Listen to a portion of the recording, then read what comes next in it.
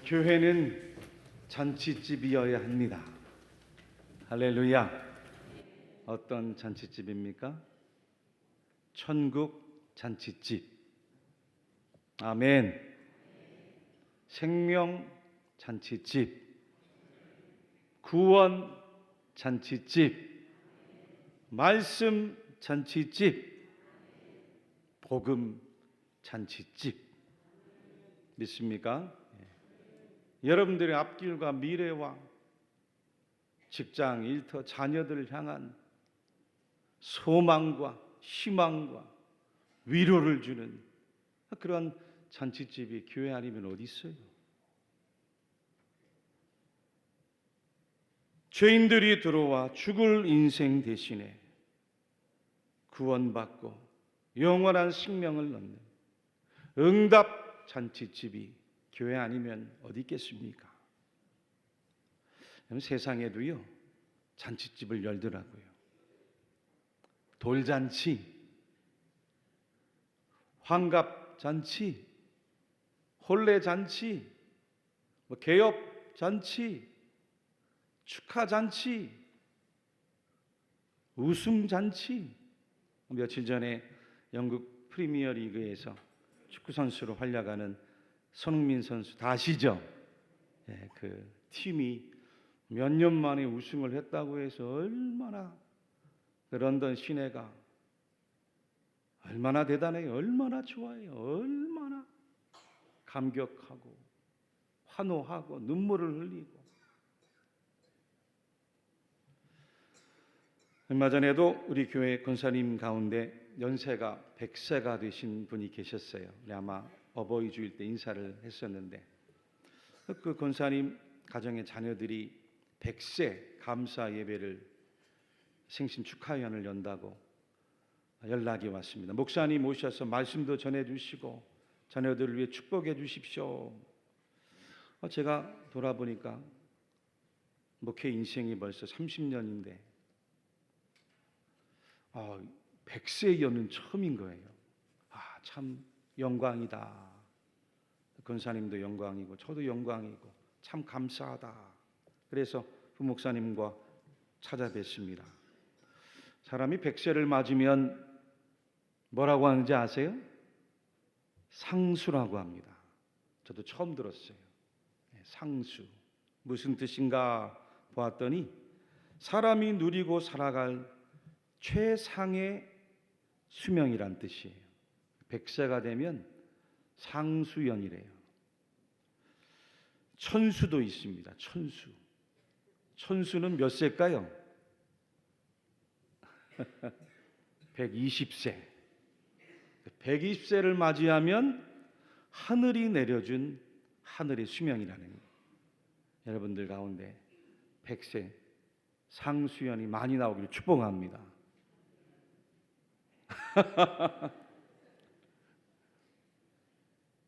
천수의 인생이 나오기를 축복합니다.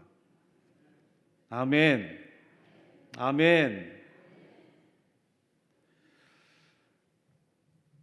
전국에서 권사님이 낳은 자녀와 그 증손들까지 50명이 넘는 가족이 한 사람도 빠짐없이 다 왔어요. 그리고는 어머님께 공경과 사랑, 감사의 표를 하고 축복하고 기도하는데 제가 많은 감동을 받았습니다. 그러면서 드는 생각이 우리 하나님의 마음도 이와 같으시겠구나. 하나님께서 창조하신 하나님의 자녀 백성들이 다 건강하고 다 행복하고 다 잘되어서 하나님의 집 성전에와 함께 예배하고 하나님께 감사, 찬양, 영광 돌리며 얼마나 기뻐하실까. 자녀들이 부모 은혜 감사하여 효도잔치하는 것처럼 하나님의 자녀들이 늘 하나님 앞에 감사하며 함께 모여 예배하고 영광 돌리는 그 모습이 하나님께서도 기뻐하시는 우리의 모습이겠구나 하는 마음이었습니다. 여러분, 기쁨과 즐거움의 잔치를 열었는데 초대받은 사람들이 몇 명 오지 않아 봐요. 얼마나 썰렁하고 또 얼마나 민망합니까? 내 자녀 시집장가 보내는데 결혼식을 열었어요. 오기로 한 사람들이 약속을 어기고 오지 않아 봐요. 얼마나 낙심이 되고 민망하고 썰렁합니까? 자녀가 결혼을 해서 손주를 낳았는데 어느덧 한돌이 됐습니다. 돌잔치 한다고 해서 친구도 초대하고 친척도 초대했는데 와보니까 음식은 다 장만이 돼 있는데 썰렁해요. 얼마나 마음이 낙심이 될까요? 열심히 공부해서 자녀가 축하받을 일도 생기고 공연을 준비할 일도 생겼어요. 친구들을 초대하고 지인들을 초대했는데 아무도 오지 않아 봐요. 사람이 살아가는 삶의 예의도 아니죠. 하물며 여러분, 하나님께서 준비하시고 기뻐하시는 천국의 잔치면 어떠하겠습니까? 오늘 우리가 읽은 본문 말씀이 바로 그와 같은 하나님의 마음을 우리에게 가르쳐주고 있는 이야기.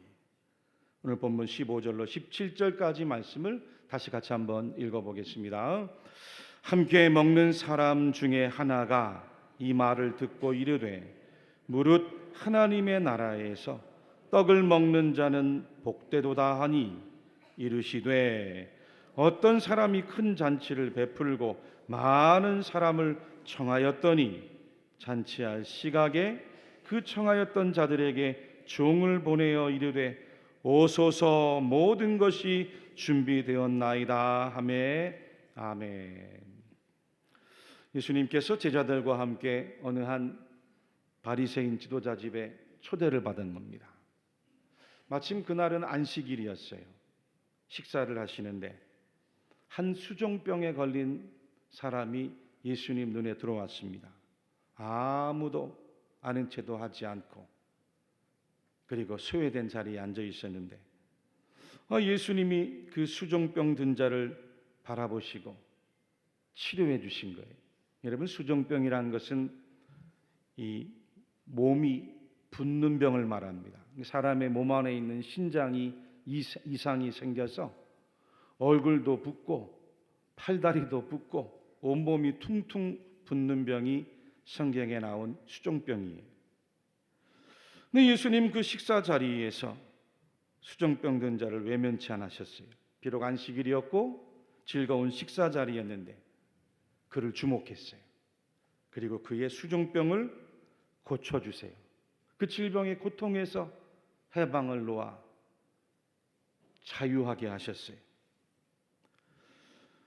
교회 여러분들, 오늘날 우리 교회들이 할 일도 무엇입니까?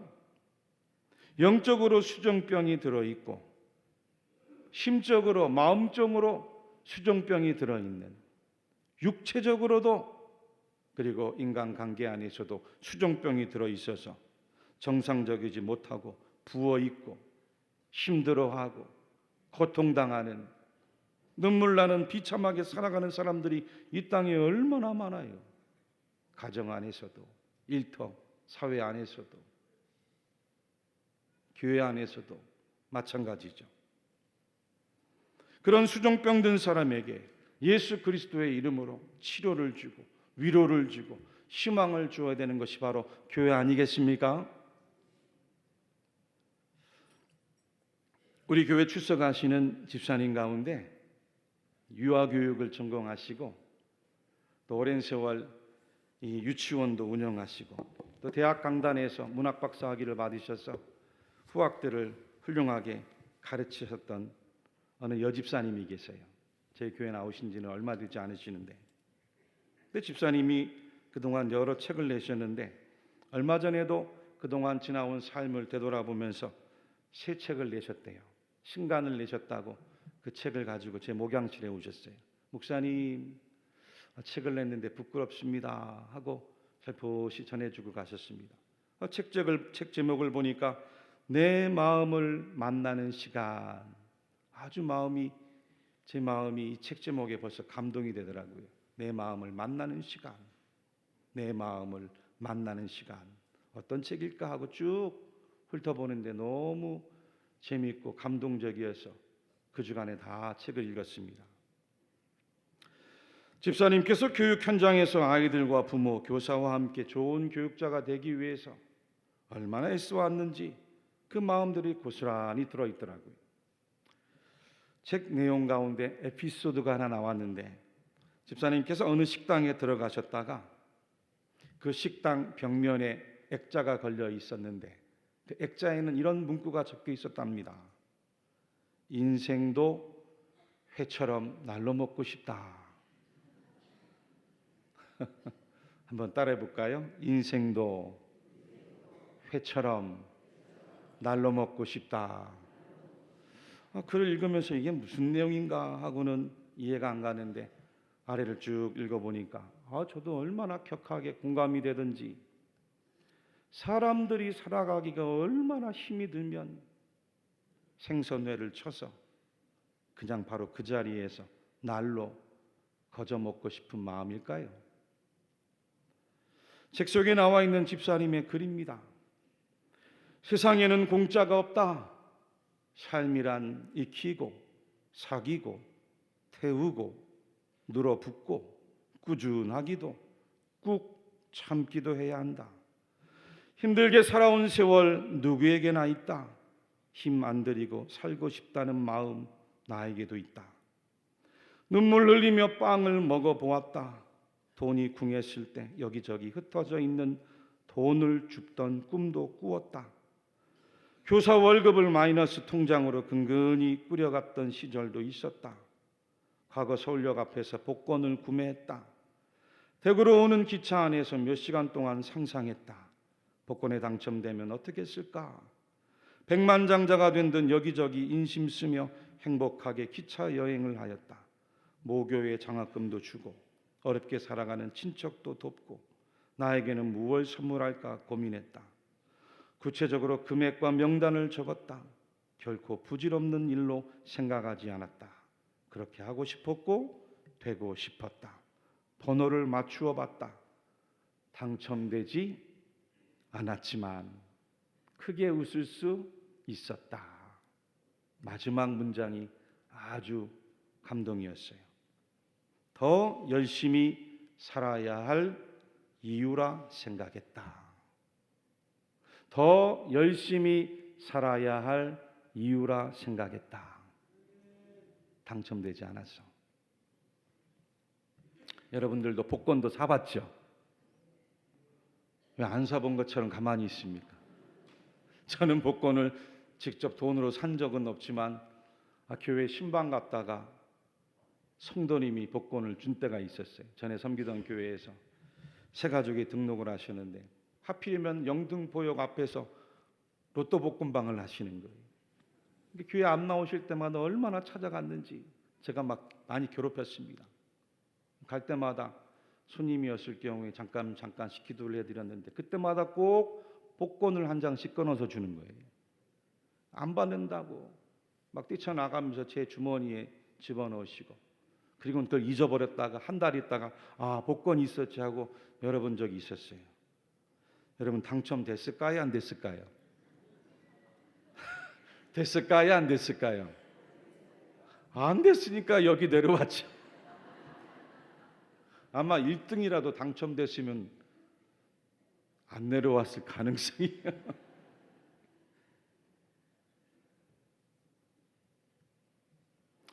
그만큼 우리들이 살아가는 인생이 얼마나 만만치가 않으면 인생을 회처럼 날로 먹고 싶다고 했을까요?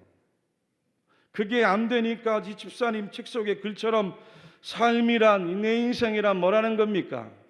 익히고 사귀고 때로는 마음 태우다 말고 늘어붙고 인생을 꾸준하기도 꾹 참아야 하기도 하는 게 인생이죠. 어디 인생이 날로 먹는 게 어디 있어요? 여러분 날로 먹으려고 하지 마요. 다 힘든 거예요. 꾹 참는 거예요. 꾸준한 거예요. 있습니까? 그러니까 눈물 나고 괴로워 몸이 붓고 마음이 붓고 정신이 붓고 영혼이 부어 있는 것 아닙니까? 수종병이 다 들어서 고통스러워 살아가는 것 아니에요. 어떻게 해야 될까요? 교회가 그들에게 위로의 잔치를 베풀어야죠. 교회가 그들에게 치료의 잔치를 베풀어야지.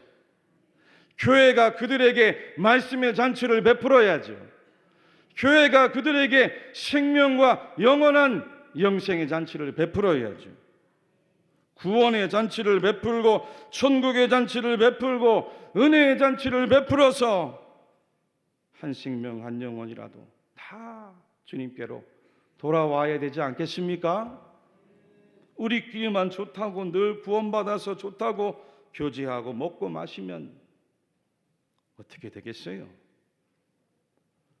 오늘 말씀에 수종병을 주님이 고쳐주시는 가운데 하필 그 자리에 있던 누군가가 유대인이었습니다. 다음과 같은 이야기를 한 거예요. 무릇 하나님 나라에서 떡을 먹는 자는 복되도다. 근데 이 말씀을 듣고 예수님이 책망하시면서 주신 말씀이 오늘 우리가 읽은 본문의 큰 잔치를 배설한 한 주인의 비유의 말씀이었어요. 자칭 유대인이라고 하고 자칭 선민이라고 하고 자칭 교회 다닌다고 하고 자칭 나는 교인이라고, 나는 하나님 나라 들어와서 내 동족들과 내 식구들과 함께 떡을 먹고 음식을 먹고 함께 이야기하고 교제하며 노래 부르며 살아가는 것이 너무 나는 복됩니다 라고 앉아서 이야기하고 있는 것을 예수님이 들으시고 책망하신 말씀이 오늘 본문의 천국 복음이에요. 큰 잔치를 배설한 어느 주인이 있었어요. 근데 이 주인이 하필 우리 대구 칠곡교회가 지난번 모든 성도들이 근본 이웃사랑 축복 큰 잔치를 하면서 3번을 작정했던 것처럼 똑같이 3번을 작정하고 초대를 하더라는 거예요. 어떻게 3번이었어요? 첫 번째는 17절에서 20절 말씀해 보니 미리 잔치의 초대장을 아는 지인들에게 보내요. 어느 날 몇 월 몇 시에 잔치가 있습니다. 지인들이니까 보낼 수 있잖아요. 그리고는 당일이 돼서 종들을 또 예우해서 보낸 거예요. 당시 유대 관습에는 뭔가 잔치를 베풀 때 가까운 지인들에게는 반드시 미리 초청장을 보내야 됐어요. 약속을 받는 거예요. 그리고 당일이 되면 또다시 종들을 보냈습니다. 그랬는데 오늘 성경에 보니까 오기로 한 지인들이 다 핑계를 대고 오지를 않아요.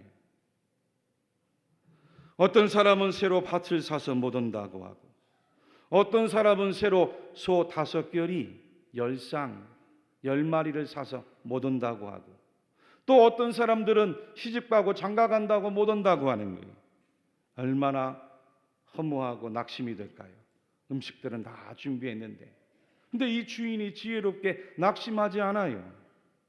그 불참 소식에 당황할 법도 한데 당황하지 않았어요. 그리고 바로 대처를 했는데 2번째로 종들에게 빨리 그러면 성읍 시내 길가로 나가서 거리든 골목이든 만나는 사람들 누구든지 상관없이 초청장을 주고 이 잔치의 자리에 다 오도록 초대를 해라. 이 초대에는 미리 약속한 가까운 지인이 대상들이 아니었어요. 21절 하반절에서 이들을 가리켜서 이렇게 말씀하셨습니다. 빨리 시내의 거리와 골목으로 나가서 가난한 자들과 몸 불편한 자들과 맹인들과 저는 자들을 데려오라 하니라. 가까운 지인이 아니에요. 소외자들이고 병자들이고 가난한 자리고. 죄송합니다.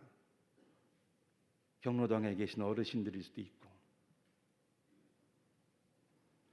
시내의 큰 거리보다는 주로 시내 작은 길이나 마을 골목골목에 외져서 살아가는 사람들, 아무도 주목하지 않는 사람들, 상관하지 말고 다 그 잔치에 초대해서 모시고 오너라 라고 하는 게 주인의 뜻이었어요.